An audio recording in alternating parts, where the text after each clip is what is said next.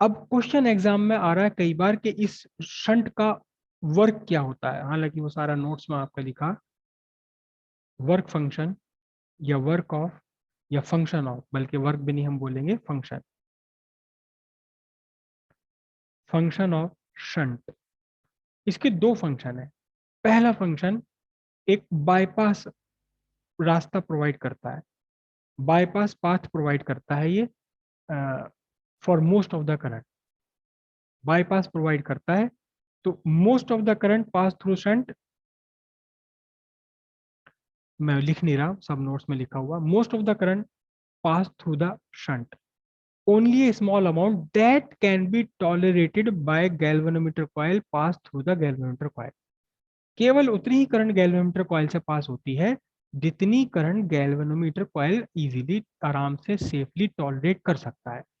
In this way this shunt provide galvanometer burning out, from burning out, galvanometer को ये फूकने से बचा लेता है। नॉर्मल लैंग्वेज में बोलूं तो गैल्वेनोमीटर को ये फूकने से बचा लेता है, एक्सेसिव करंट फ्लो नहीं होने देता। It prevent burning out of galvanometer coil due to excessive current through the galvanometer coil. It allow only small fraction of total current that can be tolerated by galvanometer coil without any physical damage।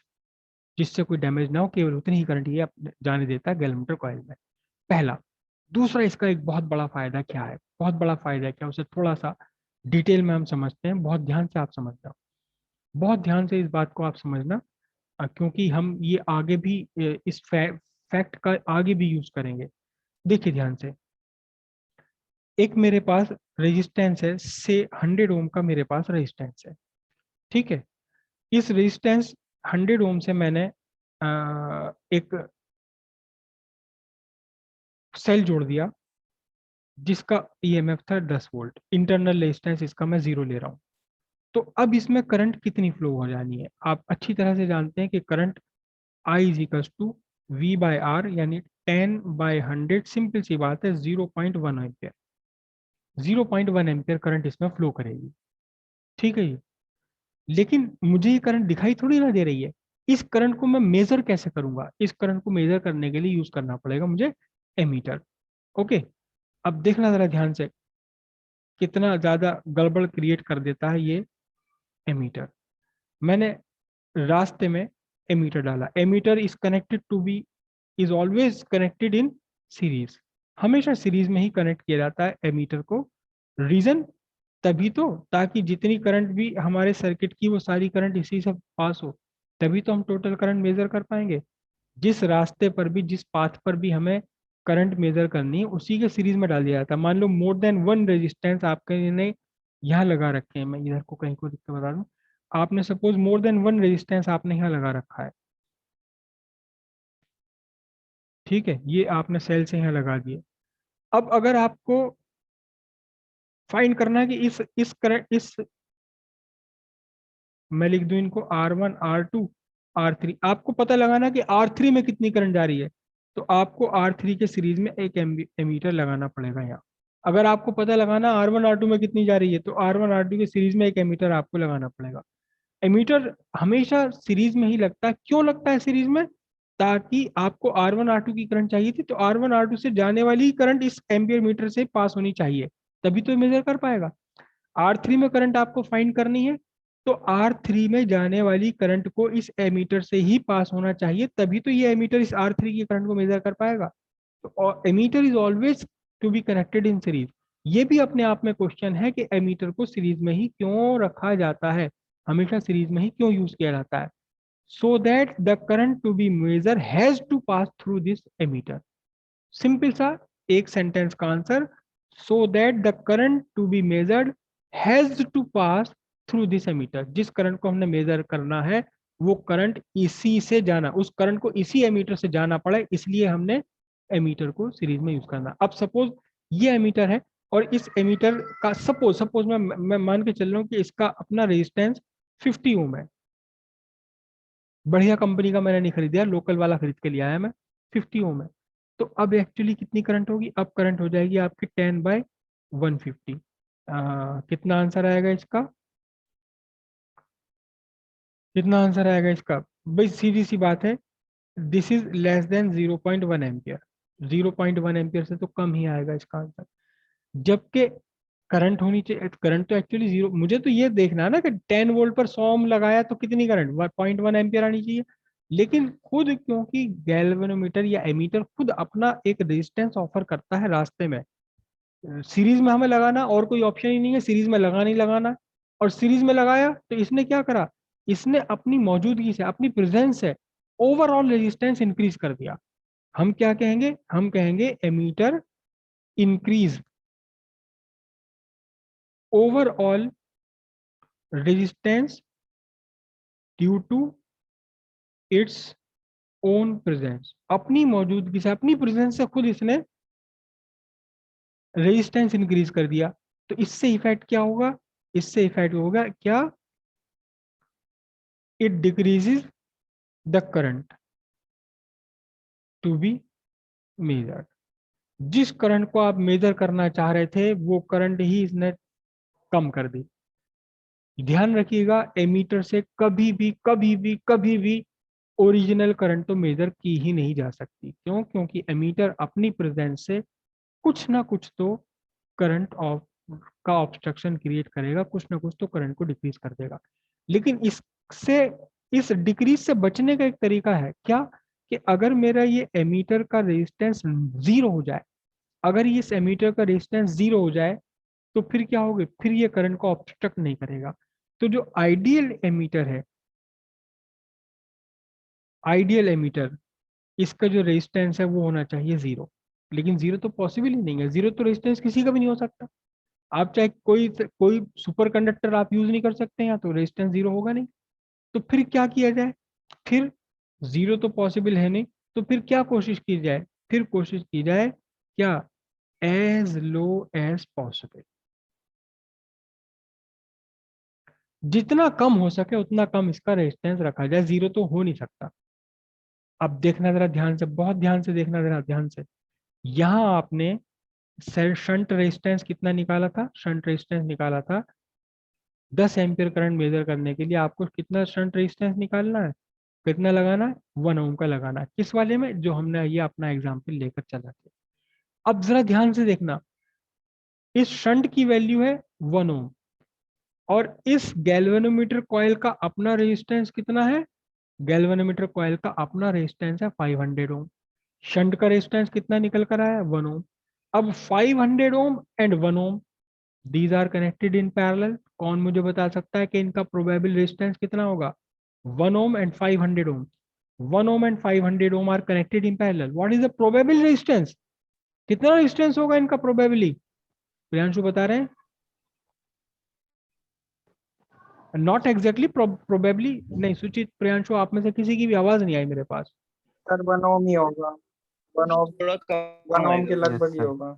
1 ओम से भी कम हो जाएगा, 1 हल्का ओम से कम आएगा नहीं। Slightly less than 1 ओम, slightly less than 1 ओम। तो approximately हम ये कह देते हैं 1 ओम होगा, क्योंकि जब मैं पैरेलल में निकालूंगा 1/RP is equal to 1/1 plus 1/500, तो इसका आरपी का वैल्यू कितनी निकल कर आएगी, 500 इंटू 1/500 + 1, तो अप्रोक्सीमेटली 1 ओम ही निकल कर आएगा, स्लाइटली लेस देन 1 ओम, हम 1 ओम ही कह रहे हैं।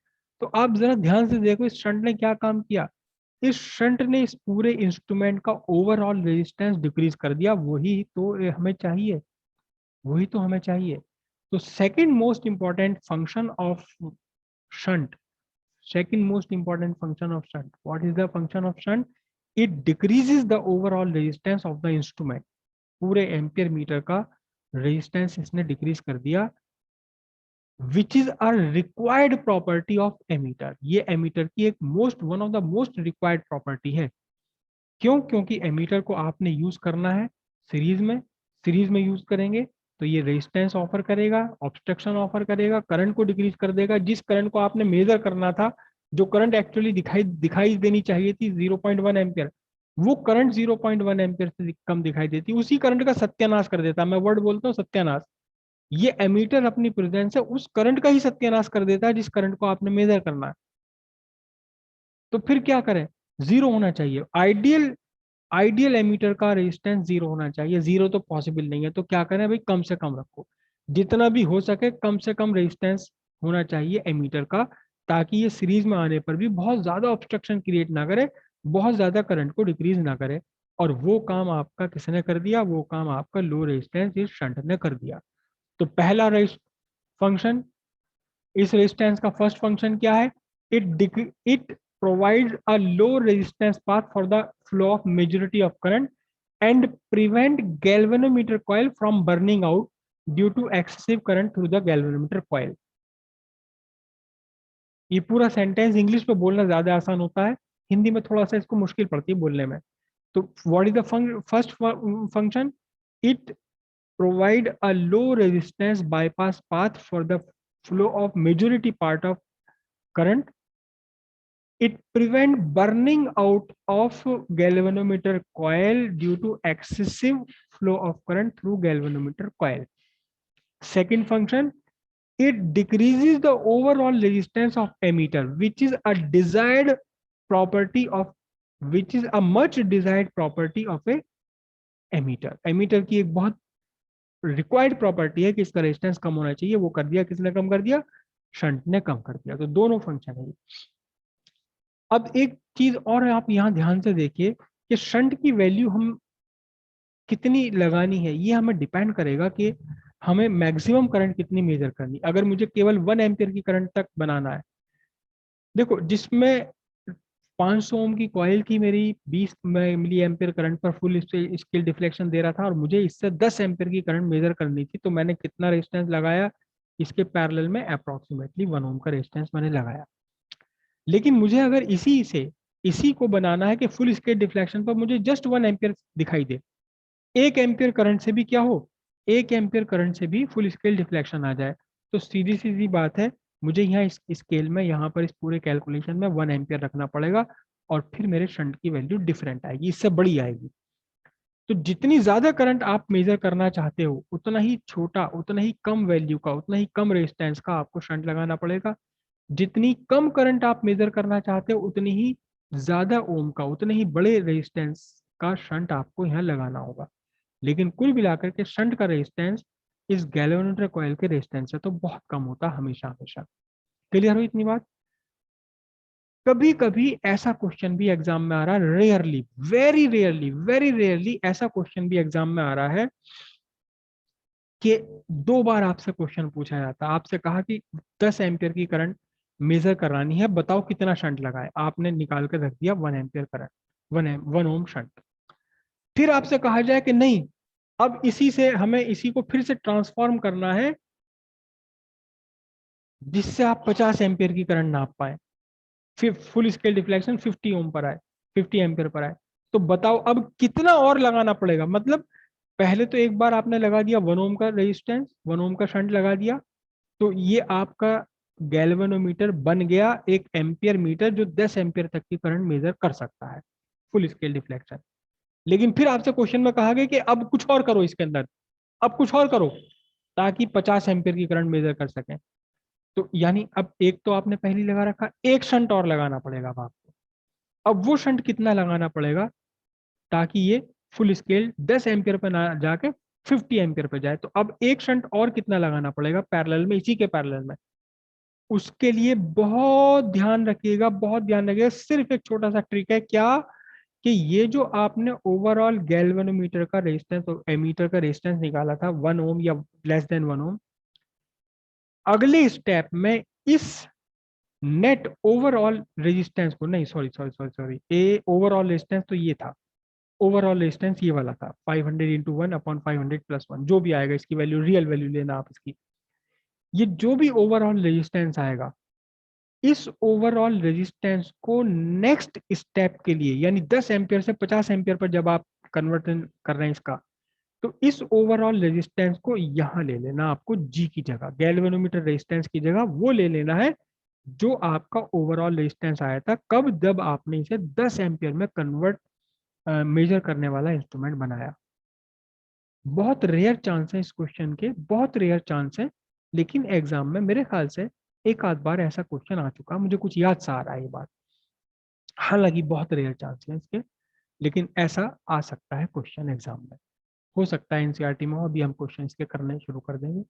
ठीक है, तो ये बात सारी ध्यान रखेंगे आप, और नोट्स पढ़ लेंगे तो और थोड़ा सा आपको ये सब क्लियर हो जाएगा।